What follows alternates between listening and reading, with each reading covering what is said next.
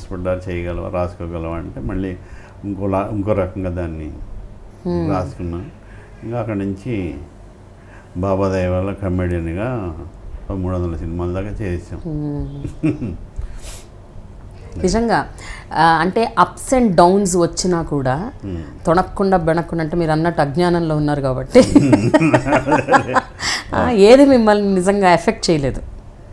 అంటే నేను సెన్సిటివ్ అండి. అంటే అందరూ ఫ్యామిలీ పట్ల ఎఫెక్షనేట్గా ఉంటారు, ఆ యాంగిల్ ఎక్కువ. ఏమన్నా ఉందని ఈ పెద్ద ప్రతి మనిషికి జరిగే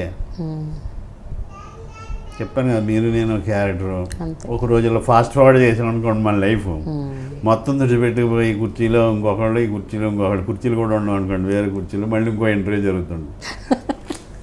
అలా ఎవరో అవన్నీ జరుగుతుంటాయి.